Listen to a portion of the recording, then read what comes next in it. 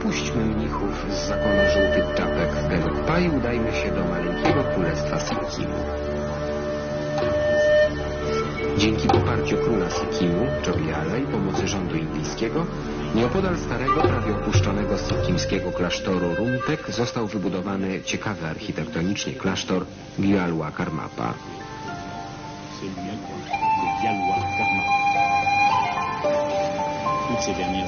Sikkimczycy, Nepalczycy i Bhutańczycy wspólnie i z własnej woli uczestniczyli w jego budowie. Został on ozdobiony dokładnie tak, jak nakazuje to kanon religijnego budownictwa.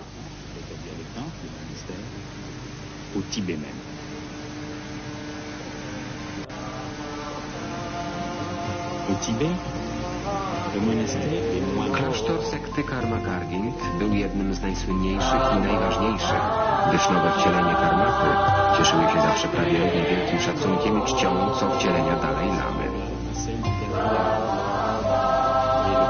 Obecne wcielenie Karmapy, Jogini Mędrca, mistrza duchowego, guru stojącego na czele sekty i najwyższego kapłana zakonu, liczyło sobie w chwili robienia tych zdjęć 43 lata.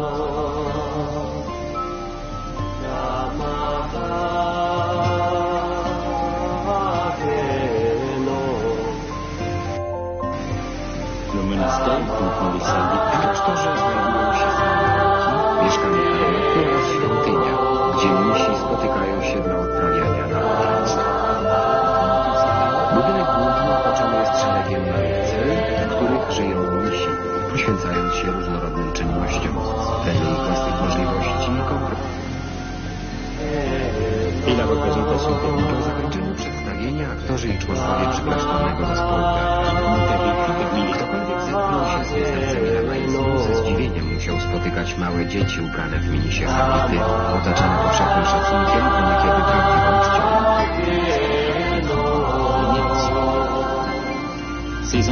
Dzieci te zwane są tulku.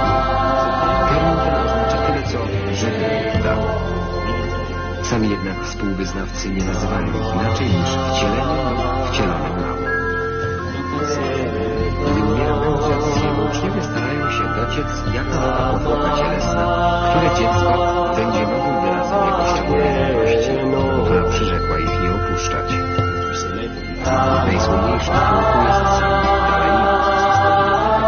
Koncepcja kolejnych wcieleń narodziła się 300 lat temu za sprawą mnichów z zakonu Karmapy. Stąd też powstała tradycja, że Karmapa uznawany jest za najwyższy autorytet w tej dziedzinie, a obecny Gyalwa Karmapa ma w swej pieczy najważniejszych tulku.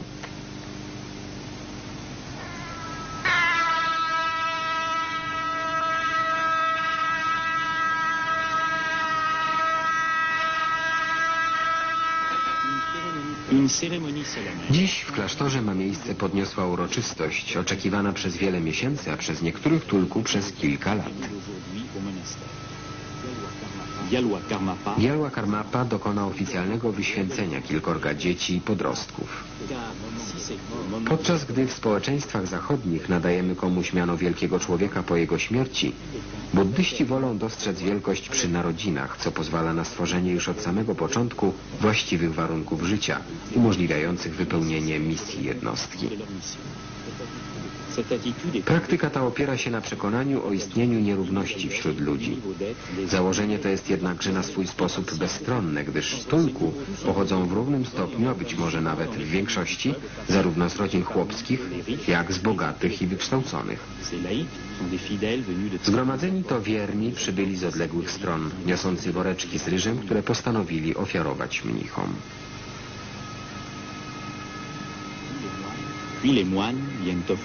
Następnie przybywają mnisi, by ofiarować dzieciom powitalne szarfy i wstążki, będące wyrazem błogosławieństwa.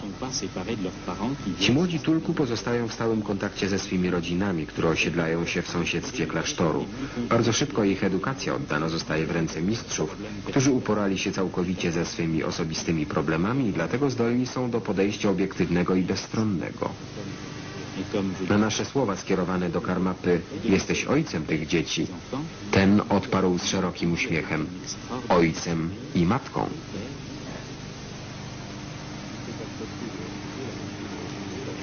Można zgodzić się lub nie z lamańską koncepcją kolejnych wcieleń, ale z pewnością należy przyznać, że poziom wykształcenia przekazywanego tulku, a także jego efekty zasługują na nasze zainteresowanie i uwagę.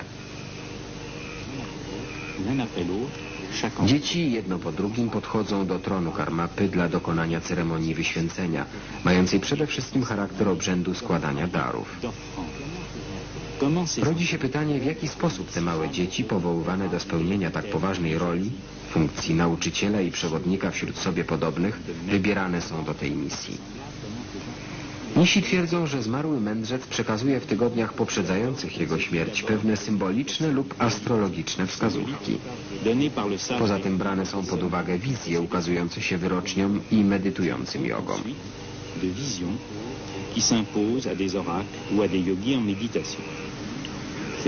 Znaki te skierowują poszukiwania na pewien trop. Gdy lamowie, którzy udali się na poszukiwania, sądzą, że odnaleźli właściwy dom i rodzinę, za pierwszą i podstawową wskazówkę przyjmują zachowanie samego dziecka. Winno ono nie postępować w zwykły sposób, lecz wykazywać pewne szczególne cechy, które świadczyłyby o jego nadprzyrodzonych zaletach. Potem przystępuje się do sprawdzenia, czy dziecko potrafi rozróżnić dwa z pozoru identyczne przedmioty, na przykład miseczkę, nóż, przyrząd rytualny, z których tylko jeden należał do niego w poprzednim wcieleniu. Dziecko powinno bez cienia wątpliwości wskazać przedmiot należący do niego. Jedna pomyłka stawia jego autentyczność pod znakiem zapytania. Już po przewiezieniu do klasztoru dziecko powinno zachować się w sposób, który świadczy o tym, że rozpoznaje miejsca, w których przebywało w poprzednim życiu.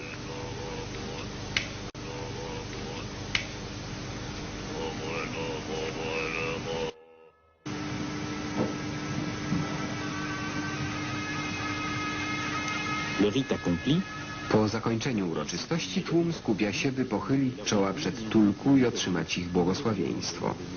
Powinniśmy zrozumieć, że dla wiernych błogosławieństwa nie udziela dziecko, ale transcendentny mędrzec, wyzwolony od narodzin i śmierci, którego jedynie ciało fizyczne uległo przemianie, zgodnie z prawami natury i wiecznego stawania się.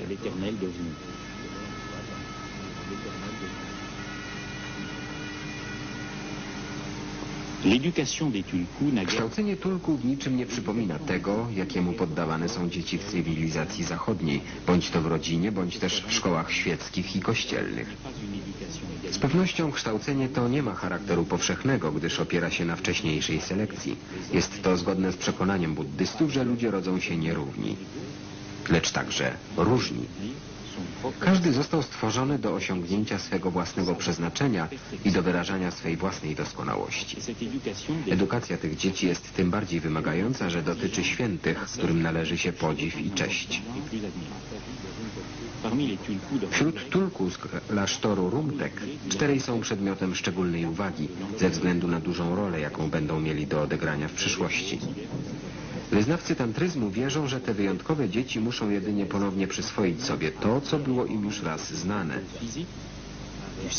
Ponownie przyswoić sobie ciałem i umysłem mądrość znajdującą się w subtelnej materii, której istnienia nie ujawni żaden skalpel ani sekcja zwłok, a która zwie się pamięcią pozazmysłową.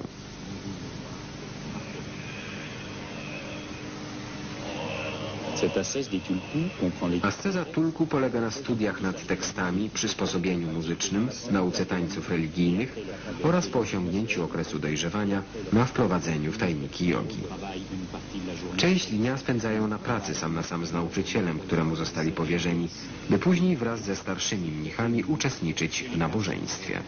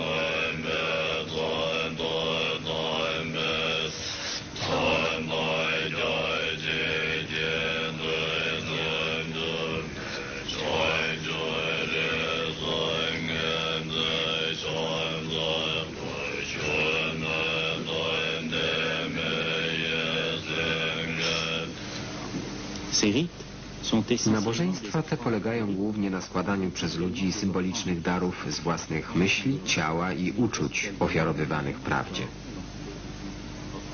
Są to dary, których szczegółowe opisy i kolejność ich składania zostały określone w pismach tantrycznych. Dary z ciasta na wodzie, herbaty, z obrazów wszechświata, mandali, dary dźwięku i gestu. Mnich uczestniczy w ceremonii całym sobą, a wyraz jego wewnętrznej postawy, przejawiający się w języku gestów, zwanego mudrą, jest w oczach Hindusów, podobnie jak i Tybetańczyków, uznawany za naukę i sztukę prawdziwie uświęconą.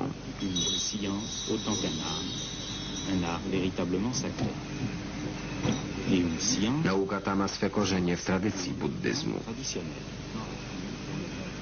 Droga ta wskazana przez Buddę jest przede wszystkim drogą uwagi, poczucia obecności w sobie i świadomości, która jest możliwa jedynie w wewnętrznym zjednoczeniu.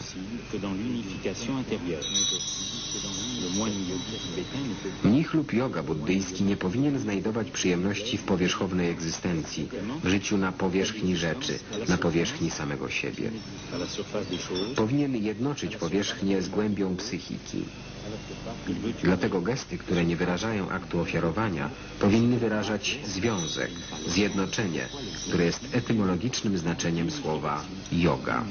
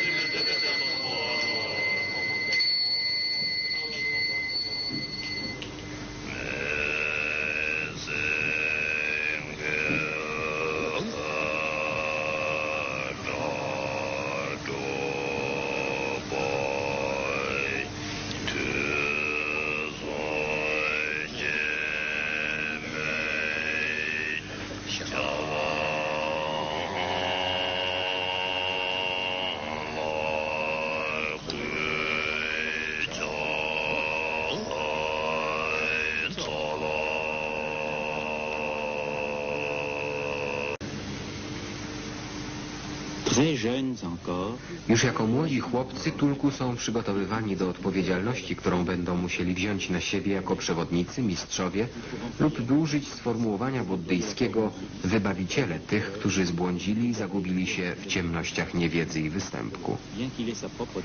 Obok własnego zadania do spełnienia, mnich, który ledwo co pożegnał się z dzieciństwem, powinien być zawsze gotów przyjść z pomocą innemu lamie wcielonemu, który dopiero rozpoczyna naukę czytania alfabetu. Przyszły mędrzec potrafi już pomagać w sposób bezosobowy, pozbawiony cech altruizmu czy egoizmu, w przekonaniu, że jego następca nie jest nikim innym niż nim samym i że obaj są formami czy też wyrazami tej samej energii, tego samego życia. Podstawową zasadą buddyzmu jest miłość bliźniego. Buddyzm lamański czyni z tego założenia swój nadrzędny cel. Mnich nie tyle stara się zostać arhat, świętym przez samo wyzwolenie się od świata pozorów, co pragnie dorównać ideałowi bodhisattwy, który jakkolwiek mógłby osiągnąć stan Buddy powodowany miłosierdziem, zatrzymuje się w tym stanie, by dopomóc ludziom. Ludzkość znała wielu przewodników i mędrców w różnych epokach i różnych cywilizacjach. Na przestrzeni wieków w Indiach, a później w Tybecie, buddyzm tantryczny posiadał ich kilku w jednym pokoleniu. Z mistrza na ucznia, ze starszego Tulku na Tulku dziecko, żywa wiedza była przekazywana w potężnych i zamożnych klasztorach, jak i w skromnych i ubogich pustelniach.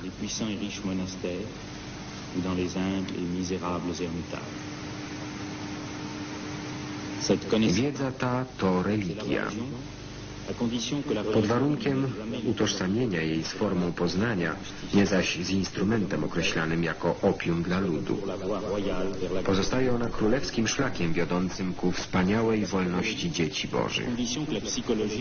Wiedza ta to psychologia pod warunkiem, że psychologia nie ogranicza człowieka do roli bytu zależnego, więźnia, zdeterminowanego mentalnymi kategoriami czasu i przestrzeni i otwiera przed człowiekiem jako całością drogę do przebudzenia świadomości i do wieczności. Wiedza ta to yoga pod warunkiem, że nie uznaje jej się za zwykłe ćwiczenie gimnastyczne o podłożu mniej lub bardziej psychicznym, stanowiące uwarunkowanie, czyli wariant pozostałych systemów, opinii i wszelkich bogactw, pod ciężarem których wprost dusimy się. Mnisi Karmapa to jogowie, którym ćwiczenia jogi otworzyły bramy bytu, panowania nad sobą.